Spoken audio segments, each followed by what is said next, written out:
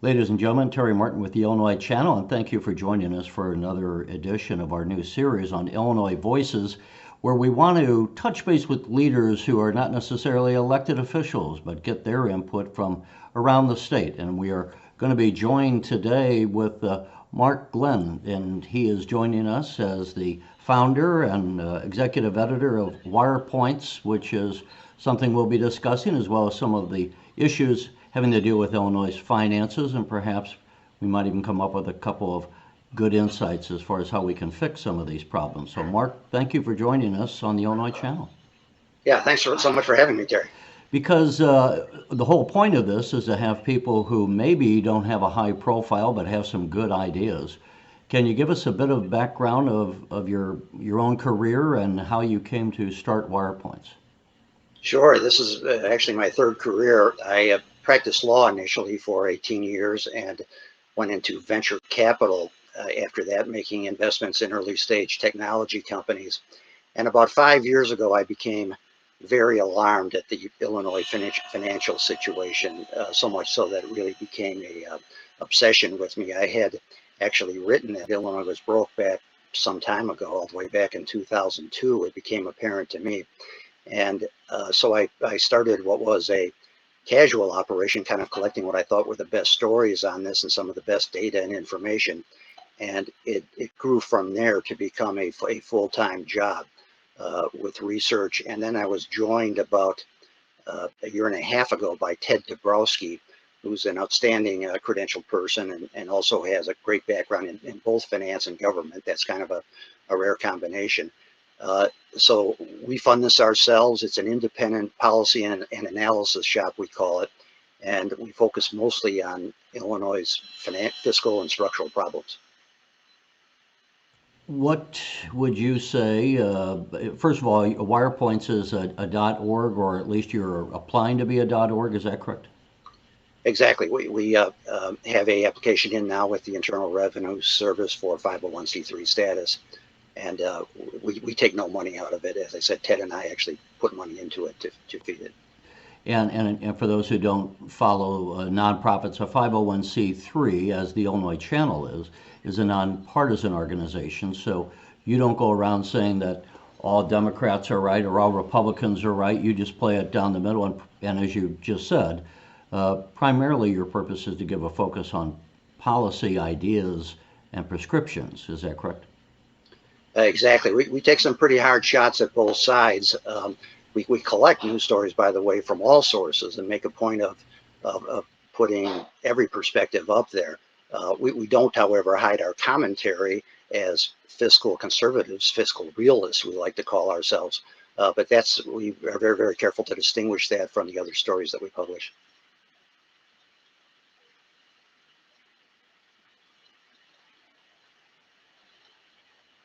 Uh, how would you describe Illinois' finances currently?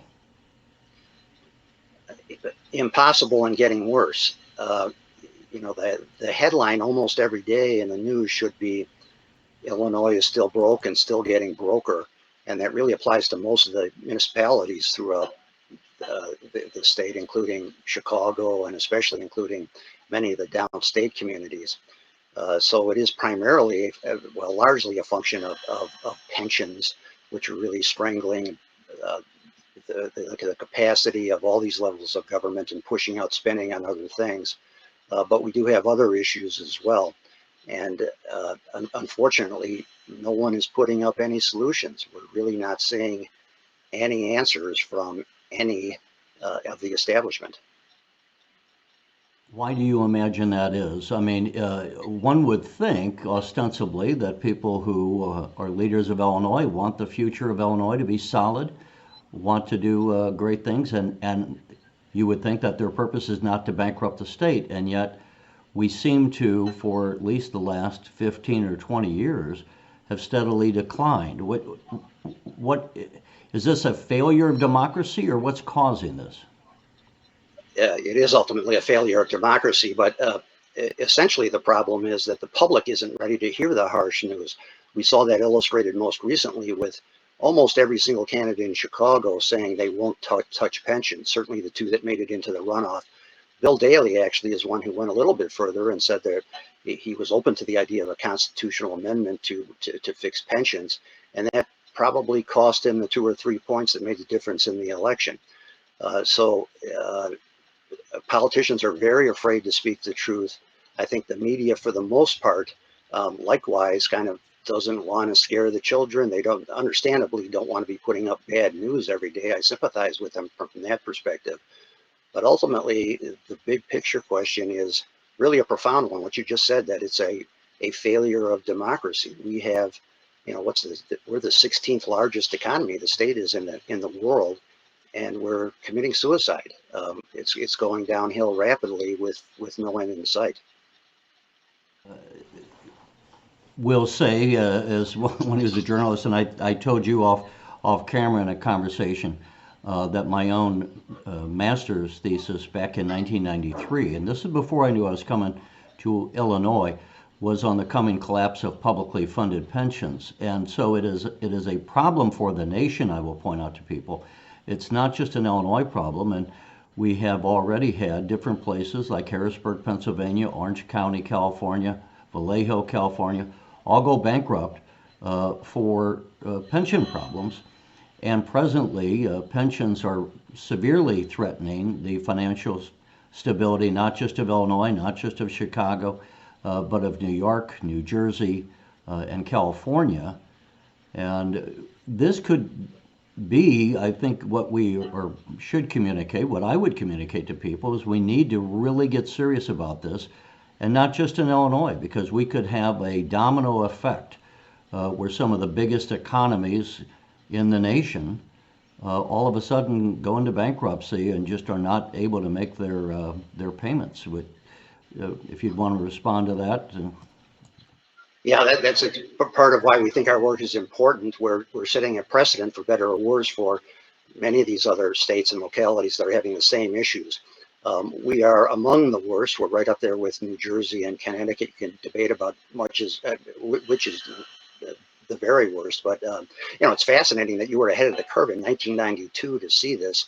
But you know, structurally, you were right. These things, the pensions, are really fundamentally incompatible with any notion of open government and democracy, because they're too complex, they're too opaque.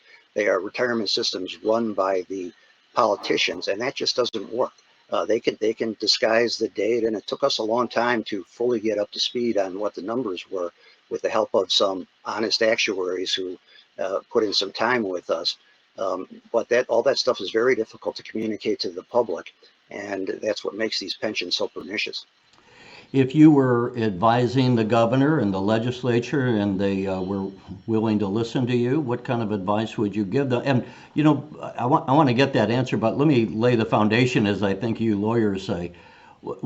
Give us again your background when you were not just a lawyer, but also were involved in investing, correct? And so I think you're far more financially literate, let's say, than most people. And frankly, most people, I dare to say, and sadly, we're not taught this in school. And so it's hard for people. I think the average citizen who's never had any kind of financial background doesn't really know how the stock market works. I think a lot of people are even unaware that pension money goes into the stock market. They think that it's held separately and secure from the stock market. And before you give us some policy prescriptions, if I said to you, one of the problems is that we don't teach financing, and yet 90% of what government does is decide how we're going to spend our money, isn't that part of the problem that has led us to where we are, not just in Illinois, but as I say, in the multitude of states as well as at the national level? It is indeed, and it really goes beyond the general public to the legislators, and we talk to a lot of them, and the policymakers, and you know, it's a struggle to be polite in describing how uninformed they are and how unwilling they are to look at the facts. They typically have very little background. There are maybe 5 or 7 people in the General Assembly right now who I think have a reasonable grasp of our fiscal situation, and most of those are not honest about it. They won't speak up about it. So yeah, it's a background thing. When I was practicing law, my formative years were spent in Texas doing a lot of insolvency work when things really crashed and burned there. So it was a lot of bankruptcy work. And then I did public finance work too. I was the general counsel of the Illinois Development Finance Authority. And later in venture capital, it was basically spending most of my time looking at business models of new companies starting up and throwing out the bad ones when we made investments that didn't work. And I think anybody who has that background would be horrified if they look at the fiscal position of most of the cities and the state of Illinois. They would see that this is a broken model. Our model of government is fundamentally broken, and it needs to be drastically changed. Illinois not only is in bad fiscal shape, but the state's constitution, written in 1970, has a provision in there that says pensions cannot be diminished. The Supreme Court recently, I forget the exact year, but just in the last few years, in an effort to restructure some of the pensions, ruled that no, you can't diminish it. You can't diminish these. So Illinois legally is kind of painted into a corner, and apparently the only way to get a handle on some of the pension costs would be to pass a constitutional amendment to be able to change that. But I would argue from a political observer standpoint that would be virtually impossible to happen. So can we fix Illinois financially if we cannot readjust the cost of pensions?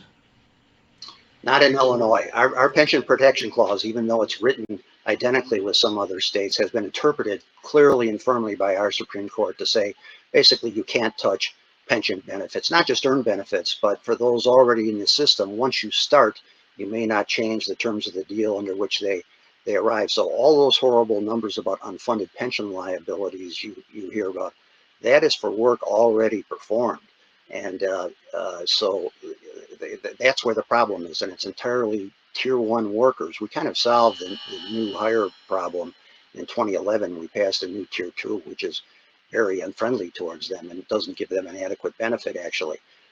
So yes, we're stuck with that interpretation, and there are only two ways, maybe three, to override those constitutional interpretations. One is an amendment, like Arizona just did. They put the specifics up for ballot, and it passed, and they made some concrete changes to their problem there. Or bankruptcy. Bankruptcy is allowed for cities and towns if the states authorize it. Some of our municipalities could probably use it, but again, the establishment has no interest in passing that. And in terms of an amendment to our pension protection clause, you're right that that's not feasible right now, and Governor Pritzker has ruled that out. However, when things get bad enough, I'm pretty confident that will change.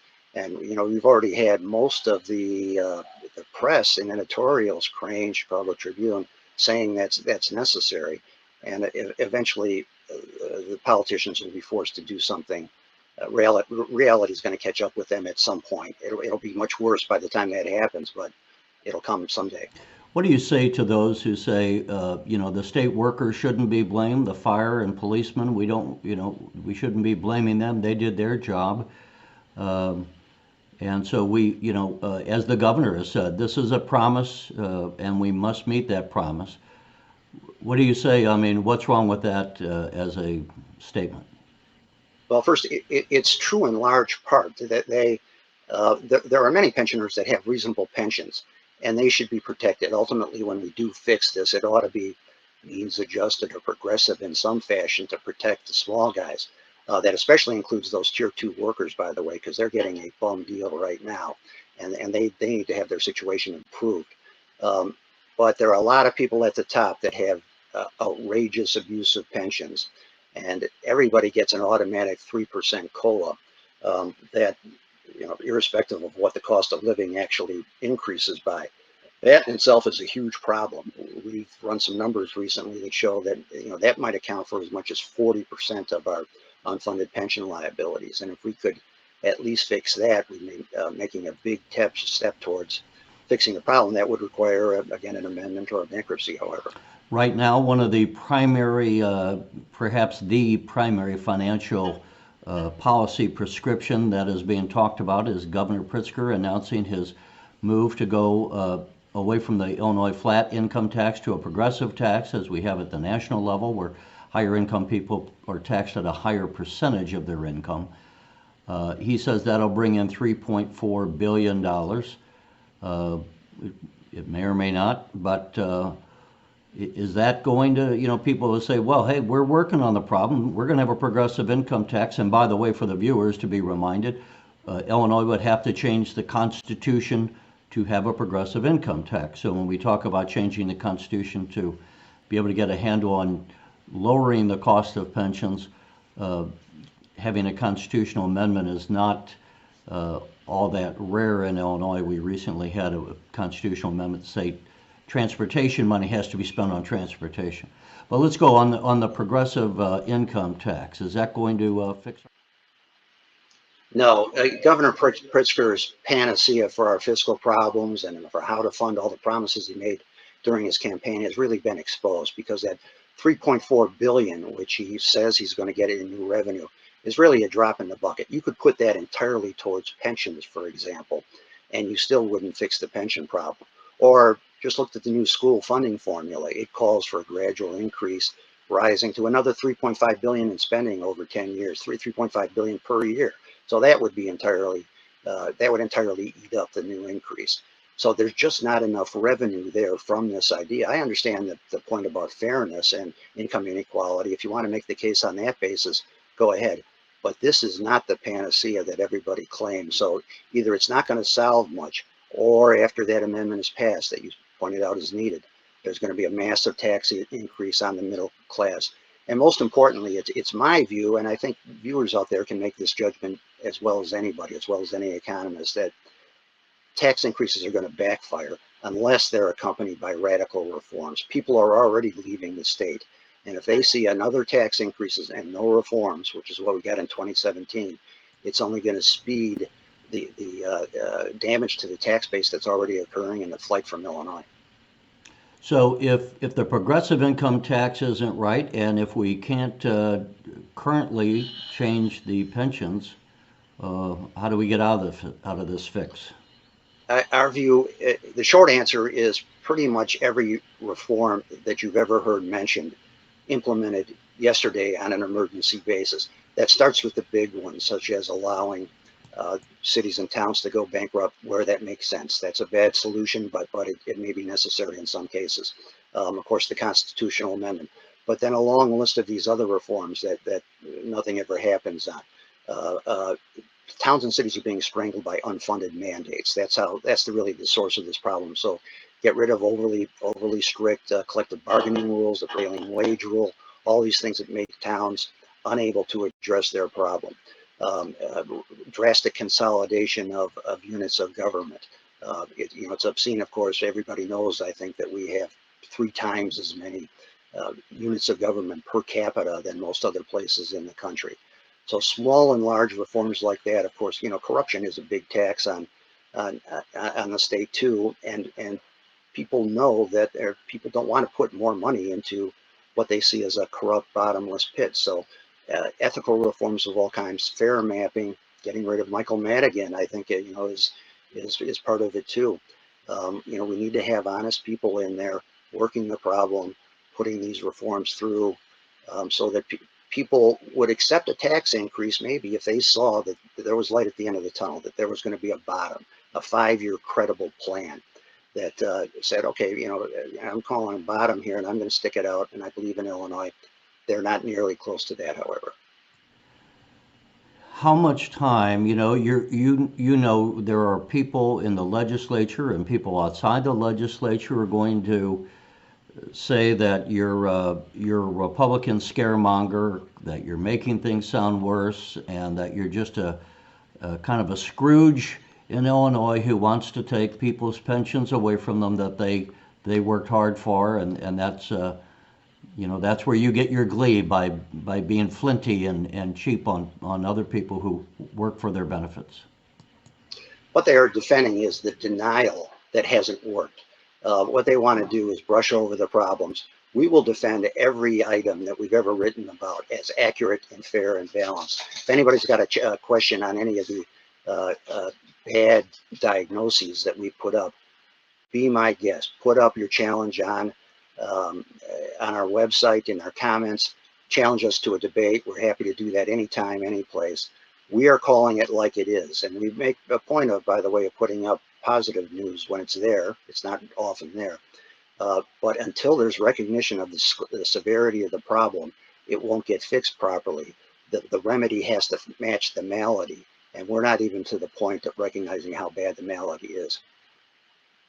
As we have discussed a couple of times already, that there's other states around the nation that have faced these big pension problems. You alluded to Arizona recently taking steps.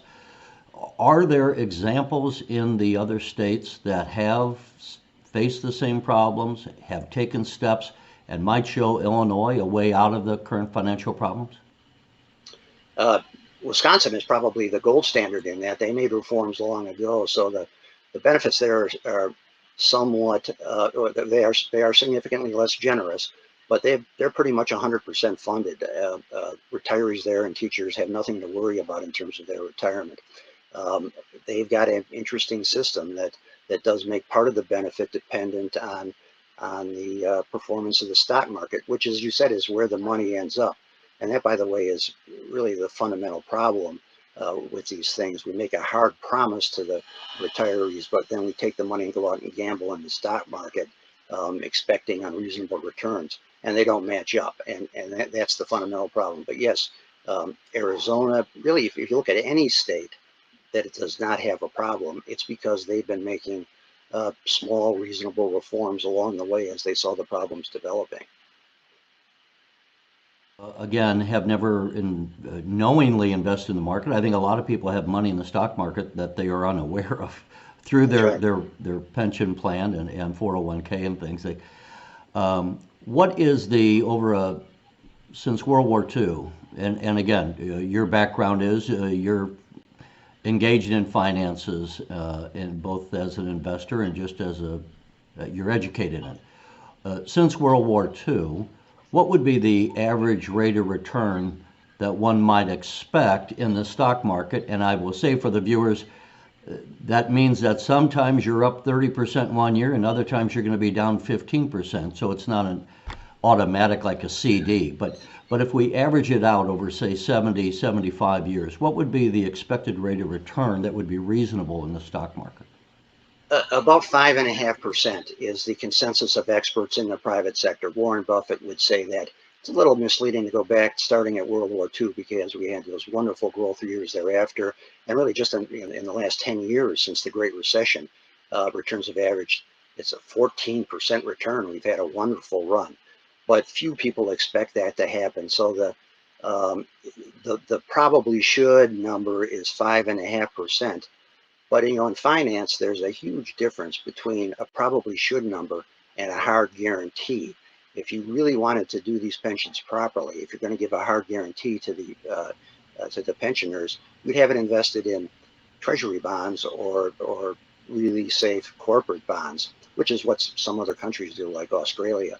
And that would mean that the expected return is less than 2.7% is the 10-year treasury yield right now. Well, if you use that assumption, you would just blow these numbers on the pensions out of the water.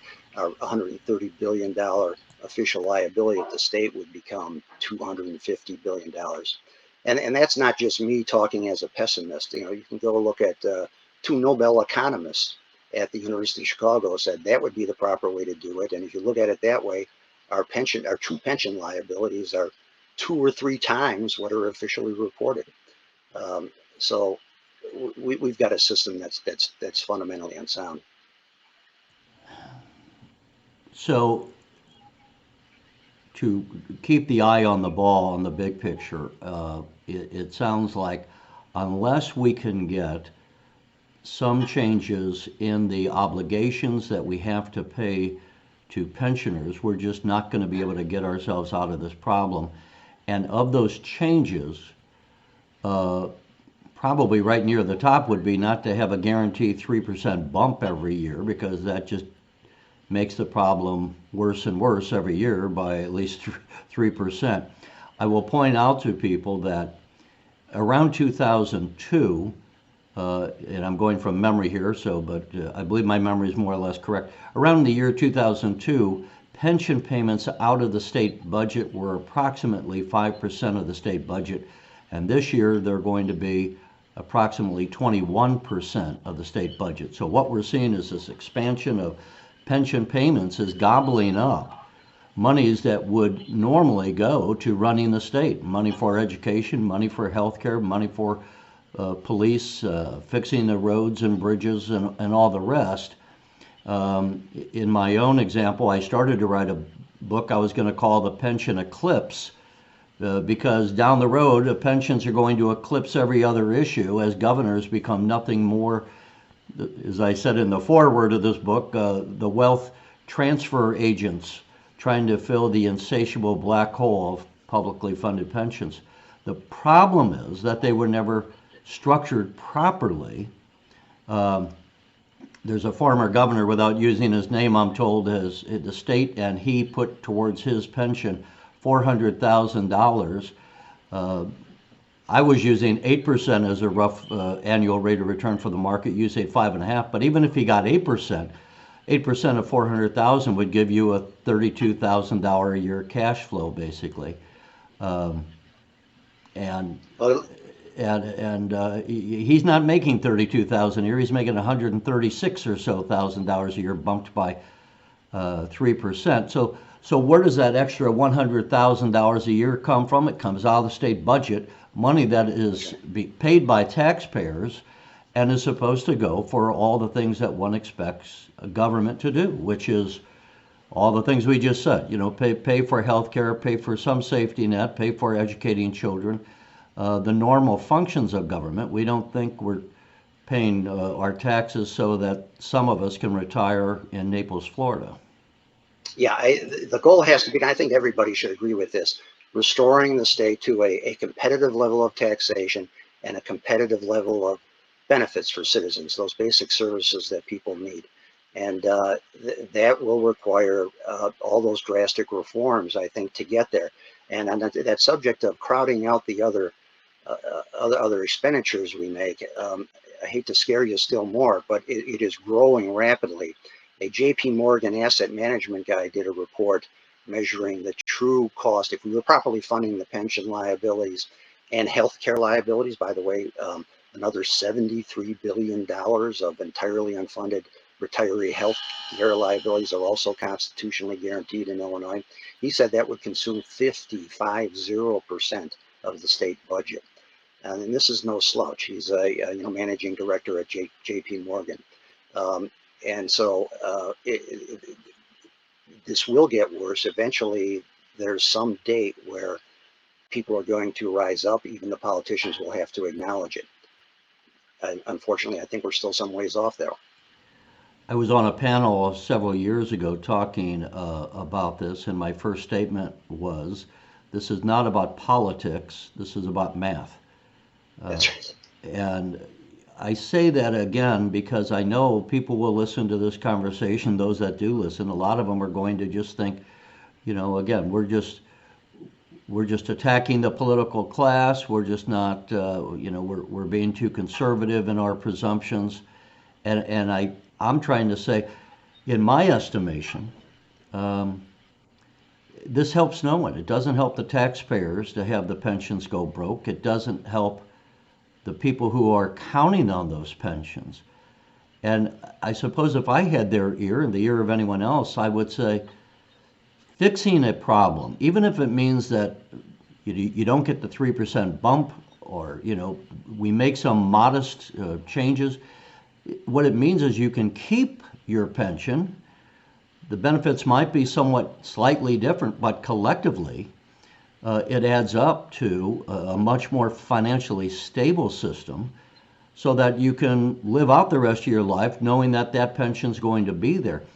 If we do not change the pensions, you may have a legal case that you are constitutionally protected, but it could be that the state at some point just says, Bob and Mary, you're due that money, and when we get the money, we'll send you the check, but you might wait months or a year. I mean, the point is those payments at some point, even though they're constitutionally protected, could just cease to be coming in the mail.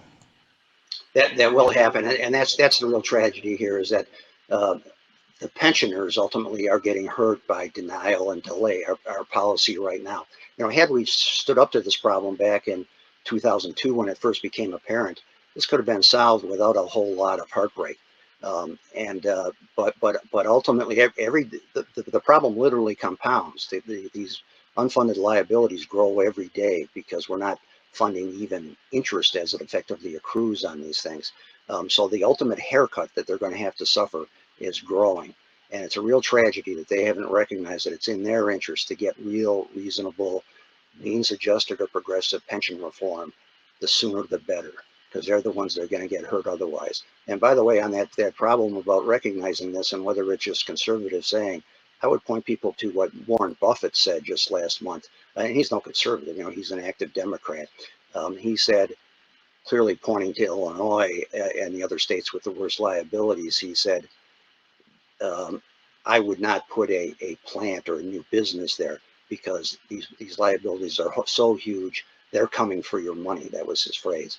They're going to have to soak everybody there to try to catch up for this. And it makes no sense for a business manager to go into a state where they're effectively buying into a massive liability like this. I thought that was just a devastating comment, and it got very little attention in our regular Illinois press, although significant national attention on CNBC and elsewhere. So we've described, it's kind of like telling the patient they have cancer and they say, no, I don't, and I'm not going to take the medicine or the prescriptions to heal the cancer. Knowing what you know, doctor, how much? Yeah, that's the most frequent question we get, whether there's some blow up moment. That could happen if there were some precipitating event, maybe, I don't know, a massive riot in Chicago or a natural disaster of some kind. But my personal view is that this is a process, not an event. I like to say it's happening, that line from The Big Short, where, then in 2008, you looked at the subprime crisis on the screen and you could see things collapsing rapidly. Well, it's a slow motion train wreck here. So we're just going to gradually get worse and worse, Chicago and many of these municipalities, until someday, hopefully, people wake up. But unfortunately, I think there's no precipitating event. By the way, that's a growing body of opinion I hear from even informed readers that we have saying, just blow it up. Let the establishment do every foolish thing they want to do. The sooner this all blows up and the more harshly it blows up, the better. And that way we'll get it put behind us. There's some logic to that. I'm not prepared to go there quite yet, but a lot of people are starting to say that. Well, I think because the changes that are going to have to be made, and there's no political support for making the cure, that it could well be that we're going to have to wait until the house is on fire before we actually get down and become serious. I often tell people, having covered government at the federal level and the state level, sadly, government is rarely proactive. It's always reactive. We knew terrorism was a problem for years, but never got serious about it until 9/11 happened. Or at the municipal level, we know an intersection is dangerous, but we never put a stop sign in there until the family of 6 gets wiped out by a truck at an intersection. We see that time and time again. We have had problems in the past, going back to George Bush the first. He had the savings and loan crisis, and we dealt with that, and other similar situations where, again, we knew that was a problem. The Wall Street Journal wrote for years before the crash of the housing market in 2008 that we're putting too much money into Fannie Mae and Freddie Mac, and therefore we have a systemic risk because we weren't diversified. And at the same time, adding to that risk, we had the federal government demanding that banks lower their lending rates going back then. People forget this part because they were trying to offer, saying the American dream is to have a house and poor people ought to have a house too. So they were forcing lenders to lower their lending standards, which all of this came together, and we saw what happened in 2008. There were policy prescriptions that came, but they followed the crisis. So If history is a guide, that may. Yeah, that FSLIC crisis is particularly interesting that you bring that up. That's when I was a young lawyer in Texas, started to do bankruptcy work when everything fell apart because of that crisis. And I remember an old hand saying, the first thing you need to know about insolvency and bankruptcy work is do it fast, do it big. That is a restructuring of bankruptcy to clean up the problem, get to the root of the problem, get it over with and done with. And all the forces of government are aligned, usually they are in Illinois right now, to deny, delay, extend, to pretend, to do the opposite. But in Texas and in that national savings and loan FSLIC crisis, they were ruthless and fast. They shut down those institutions very rapidly. It was brutal on the owners and some of the real estate developers in there, but it turned things around quickly, and that made for a fast turnaround in Texas in particular. They changed course and got into the tech economy, and they're thriving again. Same with, at least for the time being, in California, where they had the crisis going as well. So I wish people would look at that model. And by the way, the former head of the FDIC at the time has written strongly saying that Illinois and Chicago ought to be in bankruptcy already. And he's the one that lived through that crisis in the 1980s. I'll just point out for the public watching, there are 5 pension systems in Illinois at the state level. Then you have a multitude of other, such as in Chicago, you have the fire, the police, the park people, just any number of different ones. At the state level, all of them are underfunded. Frankly, all of them virtually are underfunded. They don't have the assets in there for the money they're pulling out. Interestingly, of the 5 state levels, the legislature's pension is the most underfunded.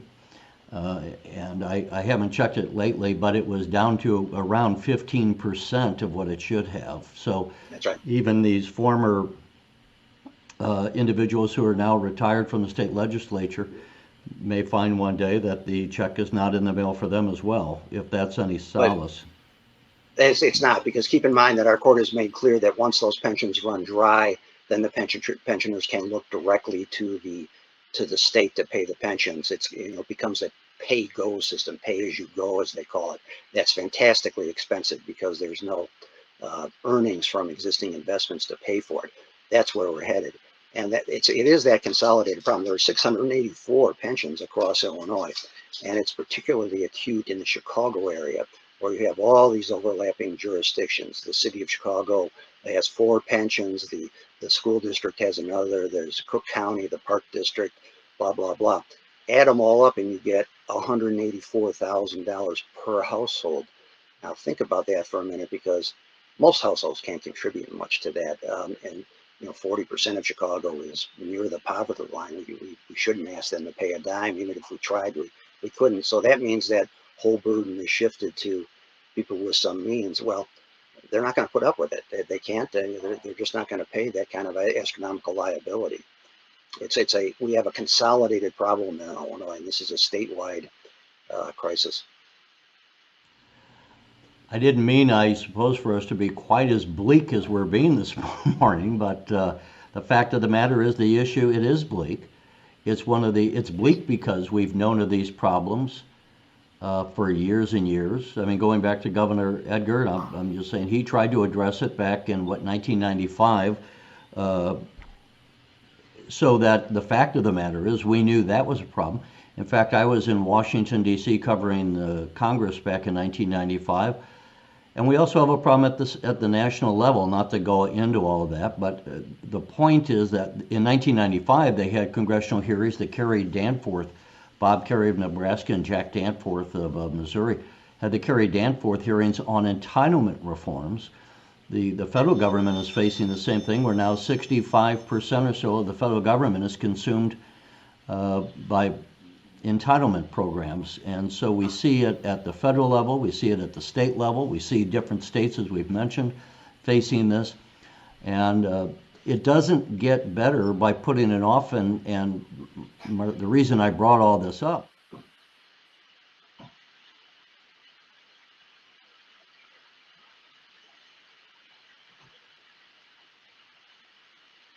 Yeah, for those who think I'm scaremongering, I always have one challenge.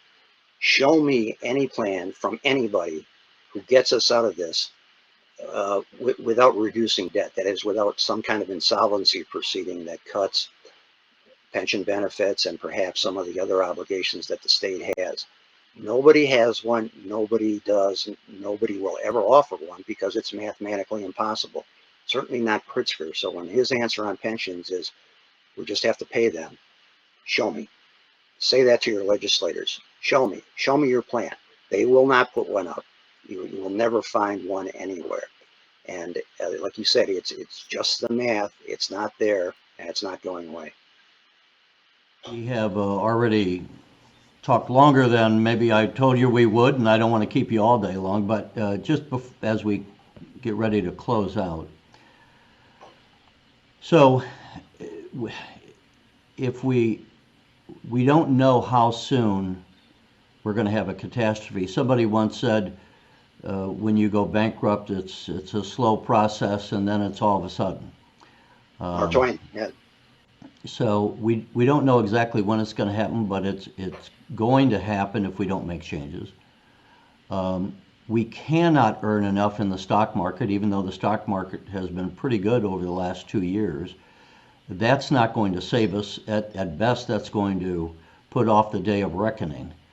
So I think in summation, if we could maybe just have you walk away with the key points. In summation, what? We're facing bankruptcy, and the sooner we face the reality, the better off we are, but we're sadly not facing it yet. That's right. It may or may not be a formal bankruptcy. A bankruptcy for the state itself would have to be authorized for the federal level. But an informal bankruptcy is even worse because that gets chaotic. It's constant litigation, people fighting for priorities. And by the way, this is important to emphasize, the insolvency game is being played smartly by two groups, the pensioners and the bondholders. The bondholders, if you notice, they've been insisting on these new securitized bonds. Basically, they're backed by a mortgage where assets are actually sold to the bondholders. So Chicago sold off its entire future stream of sales tax revenue owned by the bondholders, never to be returned. That's how smart workout lawyers deal with coming insolvencies. They clabber up everything, as we used to say in Texas. Likewise with the pensioners, they've gotten all these intercept mechanisms put in place and attempts at priority, and we issue pension obligation bonds. That essentially bumps them up in priority, gives them cash now while the taxpayers are left with the remaining debt. Well, who's the one group that's not playing the insolvency game the way it's normally played in the private sector? Taxpayers, the general public, and they're getting hosed by this. Anybody who has any background in insolvency work can see this in that. Well, and what we do see is that people are leaving Illinois. There, as you say, the businesses are staying away in large part for the reason you said. Why should I move to Illinois and have to pick up the pension tab? And other people, it's kind of like sitting at the bar where there's been a bunch of drinks ordered, but no one's paid for them yet. And if you can leave the table before the check comes, then the people who are left are going to have to pay the bill. And that's what we see happening in the state. I think last year, 45,000 was the net loss. But that's been going on for years, and it has been picking up. So if this year follows the trend, we will see more than 45,000 people leaving the state. Well, one plug, if I may, my partners have a wonderful piece coming out on that population problem this coming week. I think it'll be the definitive piece on analyzing the elements of our population decline. But we are getting hammered on all three measures that go into population. That is, it's not just people leaving, it's also people not coming in, and the internal rate, that is the excess of births over deaths, is much worse. We are outliers on all three of those measures. So that makes it a particularly difficult problem to reverse. And I am not editorializing here, I'm just reporting the facts that when you have a progressive income tax, and many states do, so it's not unheard of to have a progressive income tax. But then the whole point of it is that the upper income people are paying more. And recently, there was a major investor, if I'm saying his name, David Tepper, I believe, who left New Jersey and moved to Florida. And he had made $1 billion in income as a major investor.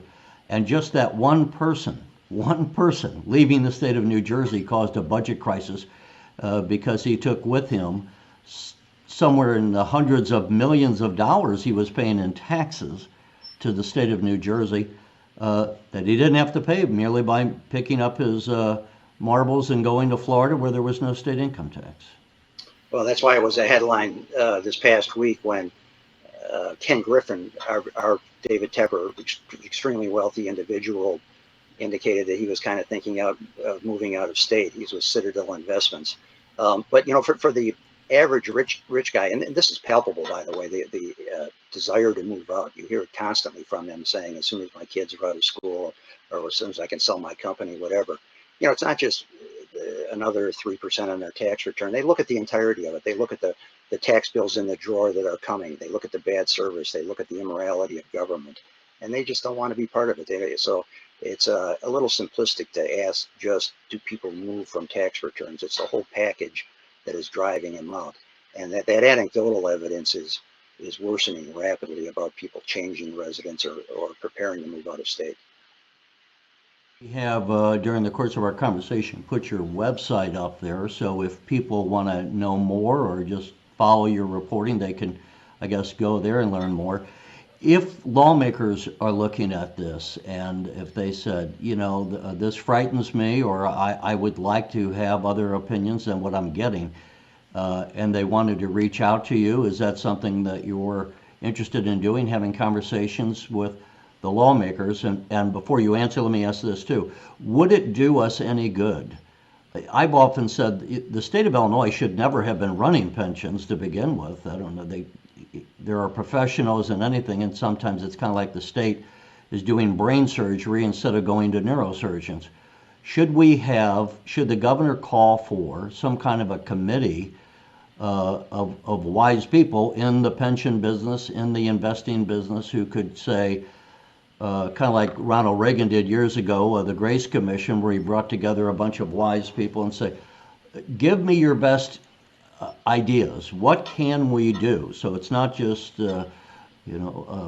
you giving your opinion, but we get people from different walks of life who are on the left side of the political spectrum, the right side of the political spectrum, but who are financially literate, who know how pensions work, and to what extent we can make changes, but at the same time minimize the pain on those who are having changes made to their pensions.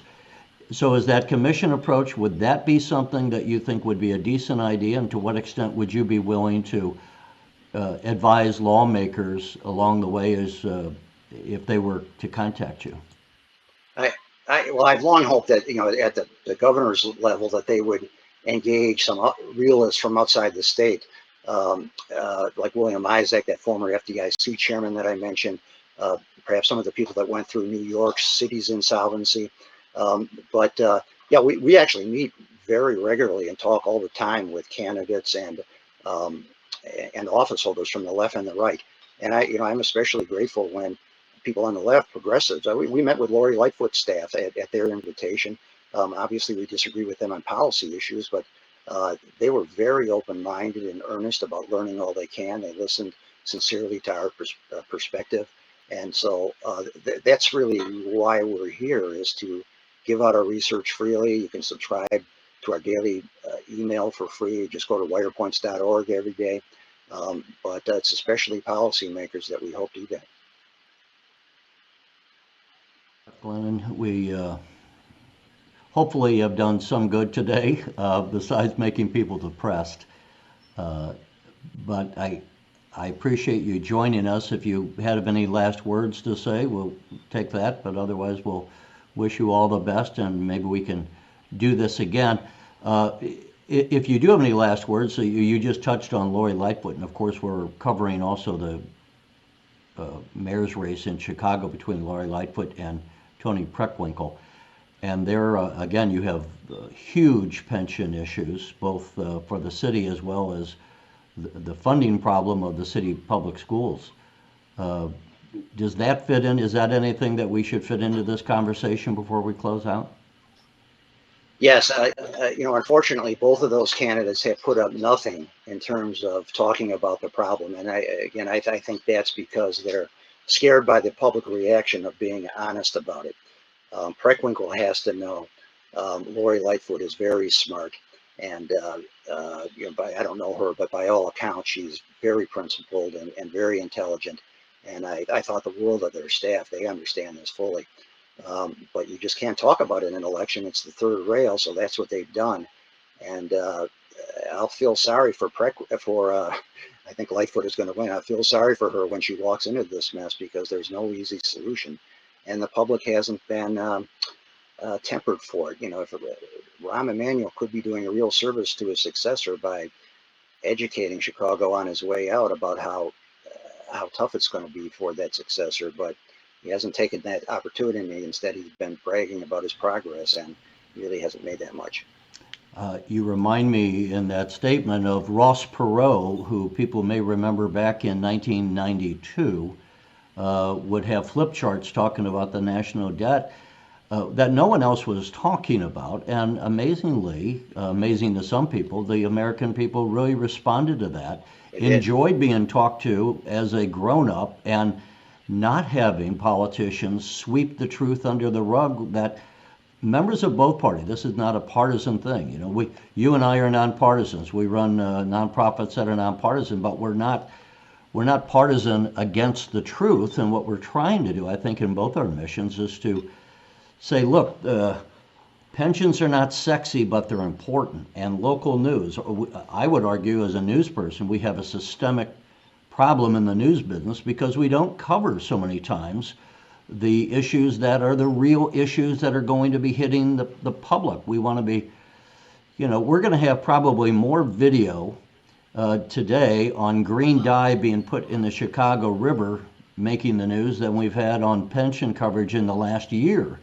And, as a capitalist, and you're a capitalist, capitalism is a great thing, but I would point out that there are certain things that capitalism doesn't do well. And when we have information that is funded by commercials, well, then you're going to be making decisions based upon what people want to watch, not what they need to know. And what I hope we're accomplishing here today is the very thing that so many of our brethren in the news business don't want to cover because they would say it's boring, we're going to depress people. And that may be. Our point here is not to depress people, but to say the reality is the reality, and 2 plus 2 always equals 4. You can't invest 2 plus 2 and hope that it's going to be $10 worth of pension benefits. We're facing a mathematical problem, and it doesn't go away by sweeping that under the rug. Amen. And boy, I'm glad you brought up that Ross Perot thing because that's a real inspiration to us. When he did that, he wasn't a great candidate for president, and he was kind of kooky in some ways, but he educated America. He brought in a wave of fiscal conservatives that led to a balanced budget in 1999, a very prosperous economy that Clinton gained from, and people listened to him. And that's kind of what we're trying to do on WirePoints in the modern age with the internet.